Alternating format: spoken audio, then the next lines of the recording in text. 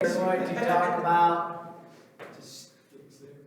the Pythagorean theorem. So again, remember, this is probably things that you did see it last year, so you got to make sure that you pay attention to this because this is a really, really, really important concept. Okay? Any idea when I can use this theorem?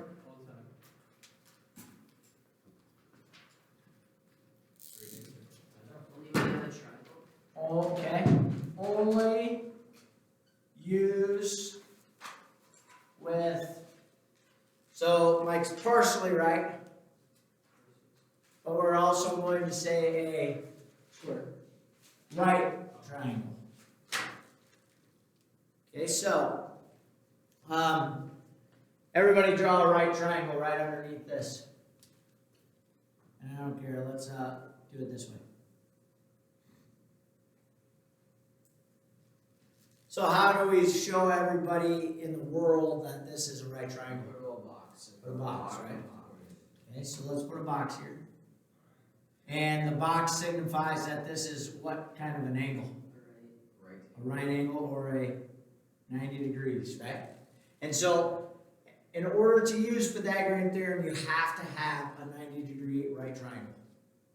Everybody good with that? Okay, so what do you call the sides of the triangle that make up that 90-degree angle? Any idea? Good idea, but no. It would be the base of your triangle, yes, but this side and this side actually have a name. Anybody remember? So these are called the legs of the triangle. Okay? Legs. So the legs are always going to be the sides that make up that 90-degree angle. Now, if you think about this, if my box or the right angle is 90 degrees, what would the other two angles have to make up? It'd have to be acute angles, and they're going to, what? And they're going to be less than 90, but realistically, they're going to add up to 90 also, right? Yeah. Because all three of my angles would add up to what? 180. 180, and we already have 90 in one of them, right? Yeah. So the other two have to also be 90 degrees, or add up to 90 degrees. Are they the same? What? Those two angles? They could be. They could be, right? But a lot of people say, when they hear that it's a 90-degree right triangle, they automatically say, well, the other two angles are 45 and 45. They could be, but they definitely don't have to. I can have any angle that I want, right? So right here, if I said that this was 25 degrees, what's my other angle? 65, 75. 55. How much?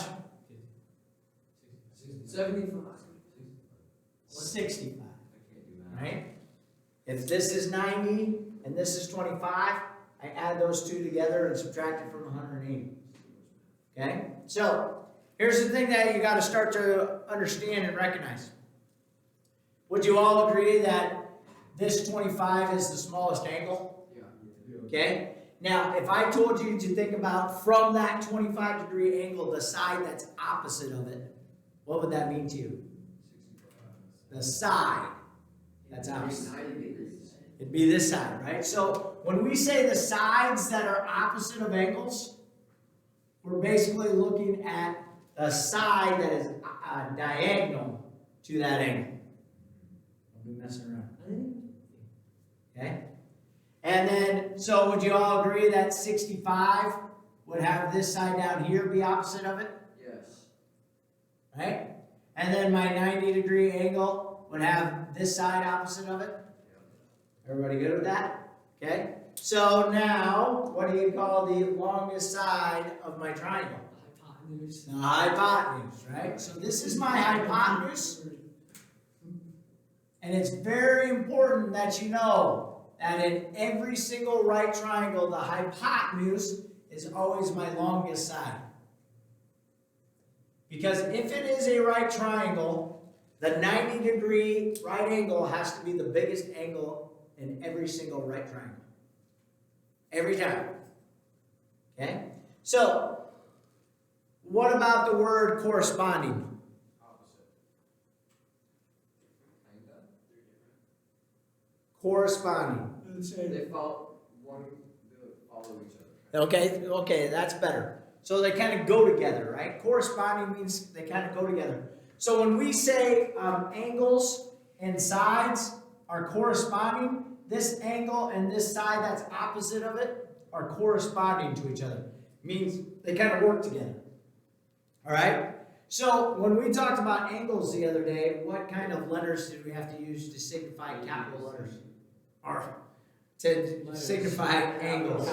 Capital letters, right? So let's come back here and say that this is capital A, this is capital B, and this is capital C. Okay? So if we're now talking about corresponding letters, the angles are always going to be capital letters, and the sides opposite of them are going to work along with them, but they're called corresponding because they're going to have the same letter also. But how can they have the same letter? If it's a lowercase letter. If it's a lowercase letter. So, anytime that we have angles from here on out, okay? If you have a capital A over here, the side opposite of it It's a lowercase a. is going to be a little a. That's what you said. Okay? How about on the bottom? Little b. Little b. And then across from my right angle in this case would be Little c. little c. Does that make sense to everybody? Yes. Okay, so if I drew another one, put my right angle there, okay, and I call this one x, y, and z, what is my hypotenuse in this case? Little what? What's opposite of Little y. Little z. what? Oh, yeah. Little z, right? Opposite of this would be little z. Where does little y go? To the left or on the bottom?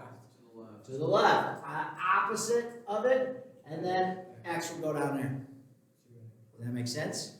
So again, you got to start thinking that anytime that I have an angle, I have a side that's opposite of that angle, and it's the same letter, it's just lowercase. Okay, so see how this was angle y? So I'm looking across or diagonal to it, opposite, and that's why my little y is there. My x's match up, and my z's match up. Okay? Because again, it's opposite of my 90-degree angle. So it automatically, if we measure this out, it should always be the longest side also. So that's what I'm going to, so coming back to that, that brings up a great thing. So if I looked at my numbers in my angles, notice that this is my biggest angle, and we said what was true about the hypotenuse, which was opposite of it. It's the longest side. So if this is my smallest angle, the side opposite of that should be my what? If the hypotenuse is opposite of my 90-degree angle and it's the longest side because it was the biggest angle, if this is my smallest angle, The shortest side. this should be my smallest side. And that should happen every single time too. And those are little things that you really got to start looking at and comprehending, because we'll do a lot of that in geometry. Okay? So, are we okay with this? Yes. So, coming back to this now, we're going to talk what the actual Pythagorean theorem is. It's a formula. And we're going to use this formula that we're going to introduce here to find one of the sides of my right triangle. All right? So, if we do this letters with this triangle, A, B, and C, and little a, little b, and little c, my Pythagorean theorem is actually a squared plus b squared equals c squared. So remember, A and B, what did I call them? I called them the legs. If I take the legs and square each one of them and add them together, they should equal the longest side, which is my C or my hypotenuse. Every single time, as long as it's a right triangle. This should work every single time. Okay? So turn to page 462, I believe. Yep, 462, and we want to look at number 3. So this is number 3 in your book, and they give us this triangle right here, but they don't really put letters in the angles. What do they have here? 15 M, on the bottom is 20 M, Okay. and then right is C, which is heavy. And then we'd have C, and then meters. Say this square, not C. Okay, so what do these numbers really represent? Two right triangles. What? Meters. Okay, they're meters, but what does meters really represent about that triangle? How long it is. How long each of the sides are, okay? So remember, we're looking for lengths, right? They're not angles anymore, because it's the smaller letters that we're talking about, not the uppercase letters. Okay, so then I'm pretty sure they gave us this, right? So we automatically know that it's a right triangle, and if it's a right triangle and I have a missing piece, boom, I know that I have to do the Pythagorean theorem. Okay? So now, does it matter which one of these is A and which one of these is B? No. Absolutely not. As long as you just use the legs as A and B, you can put them wherever you want. Alright? Realistically, or for argument's sake, let's put 15 as A. So we're going to write 15, and we're going to square it, plus my B, and square that, and set it equal to my C, which we don't know, so we're still going to call it C, and then we're going to square that. So now we go back to solving equations, basically. Kind of using the order of operations. So in order to do this, I'm going to first simplify on the left-hand side. But if I think about the order of operations, which was PEMDAS, I got to do parentheses and then exponents, right? So what's 15 squared? Oh no, it's like 190 something. This is one of those that we were supposed to know. 215. Try again. Getting closer though. 325. 225 plus, what's 20 squared? What's 2 squared? 400. And how many zeros do we have? 400. We have 400. See, it's not that bad. Then we equal to C squared. Now what should we do? We're going to add, and then we're going to, so what's 225 plus 400? 625 equals C squared. How did we say we take something that's squared and not make it squared anymore? We take the what? The square root. If I take the square root of one side, I got to take the square root of the other side. So I like to do this when I'm having my squares. So if I show that my square root goes through that square, it's basically knocking it out or canceling it out. So I'm left with C equals, what's the square root of 625? That's one that you might have to punch in your calculator. So get your calculator out. 25, right? So what did we say should happen every single time that we take the square root of something? We should always have 2 answers, right? A positive and a negative 25. Now, earlier, Trevor said that these numbers represent lengths of the sides, right? How long are each of those sides? Can you ever have a negative length? Yeah. How? Right? I can't go and measure a negative something in length. Just can't do it. I might be going backwards, but it's still just a length, okay? So, yes, we should have 2 answers, but realistically, I'm going to throw out the negative one every single time. So my answer to this would just be positive 25, or whatever the problem would be, okay? Meaning, sometimes you might have decimal answers, so make sure you read the directions to see what you're supposed to round to. Okay? Yes, sir. All right. So this was number 3. Try number 4 on your own. Try to do number 4 on your own. Page 462. So figure out which one is A, which one is B, and which one is C. Obviously, I can't have all three of them, because it would already be done for us.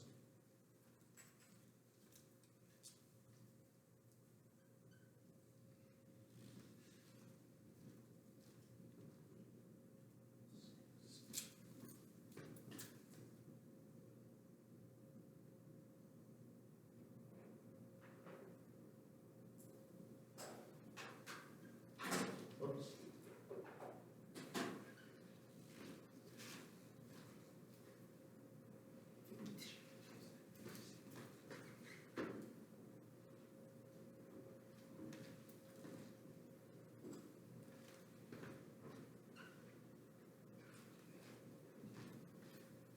So again, by this one, I'm still looking for C, right? Yes. The side opposite of my 90-degree angle, so I'm still looking for my hypotenuse. So basically, this problem that we're going to do right here was just like the first one that we set up. So when you did all the math, what'd you come up with? C was equal to? 180. How much? What? Oh, that's the answer, yeah. 13.4. I thought you were asking. Wait, you're not gonna the math, like, So, what did we do? 6 squared Plus 12 squared. C Plus squared 44 plus 36. equals C squared, right? So 36 36 plus 144. equal C squared, 180 equals C squared. 180, And then you find square root. and you find the square root. And that was 13.4.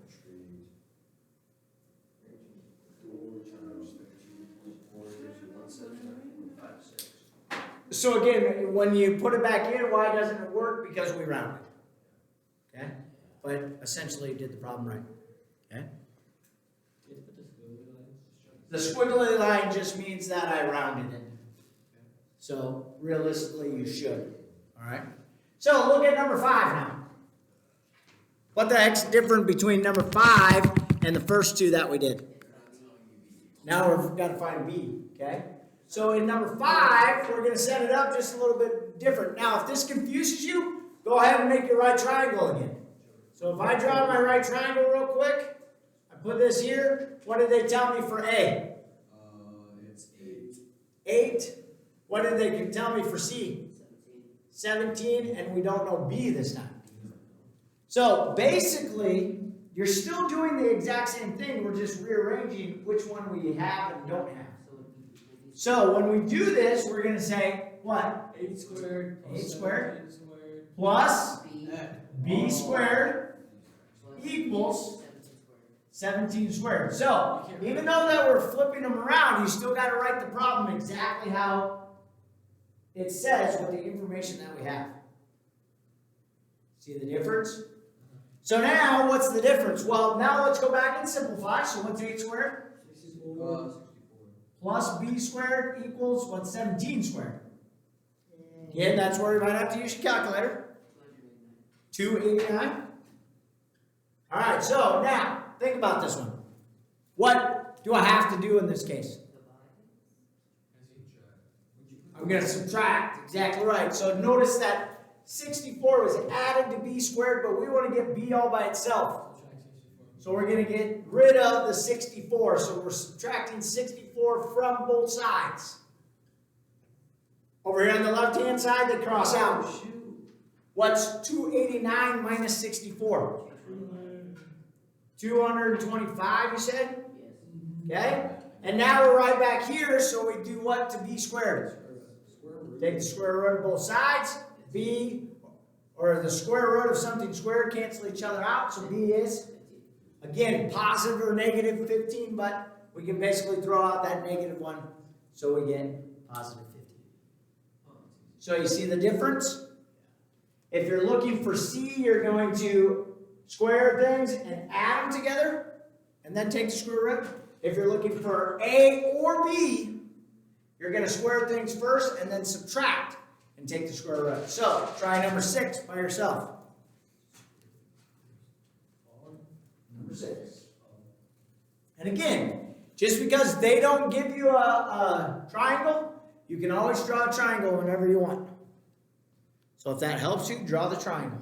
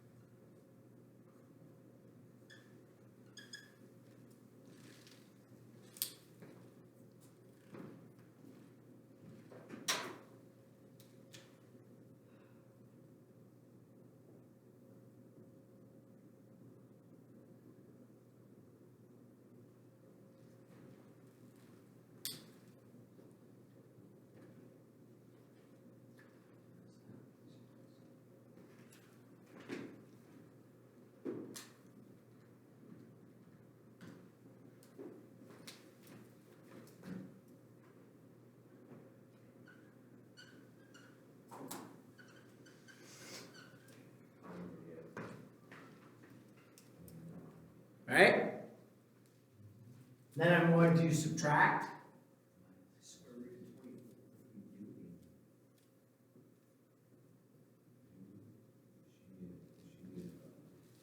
What do we get here? 79. 49? Yeah. So what's that?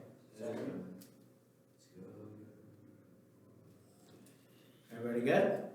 Yeah. So does it make sense? Yeah. This is really, really important. You're going to use this a lot. Okay? We use this a lot in geometry right now. Okay? All right? One more example. Look at number 7 and 8. Read the directions above 7 and 8 to yourself.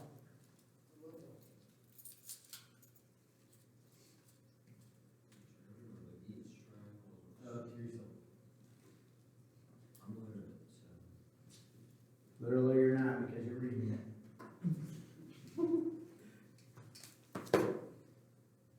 So they give us 5, 7, and 8. So basically, they're saying if I had those three numbers in lengths of wood or something, could I make a right triangle? That's what they're asking you. Okay? So remember, this Pythagorean theorem is only used with right triangles because basically this theorem tells you if the sides will make a right triangle. So realistically, all I'm going to do is take my numbers and put them into the theorem or the formula. But listen to me. This is the important part. Which number has to be my C? Always the what? Biggest one. Don't think about it as the last number because they might rearrange the order. Always think about it as the biggest number. Okay, so if they would have said 8, 5, and 7, it's still 8 that has to be my C. All right, so basically what they're saying is if I take these and put them into the formula, right? All I did was take each of the numbers that they gave me and stuck it into the formula. And it really doesn't matter if you wanted to make 5 into the B and 7 into the A. That's totally fine.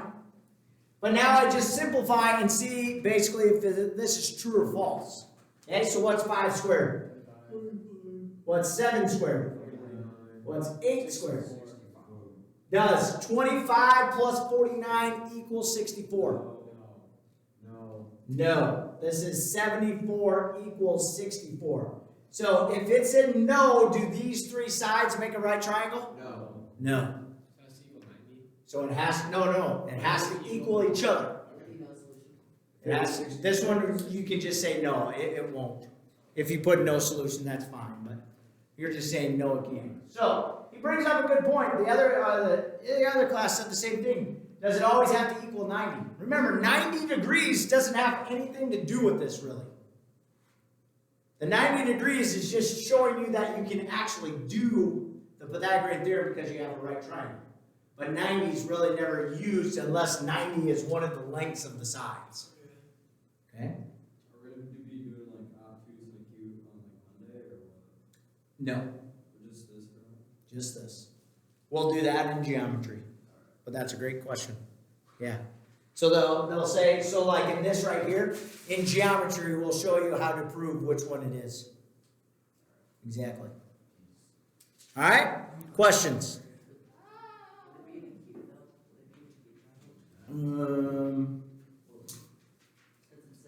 This is less than 64, so yes, it would be a acute triangle. All right? We just show work. We just show the formula.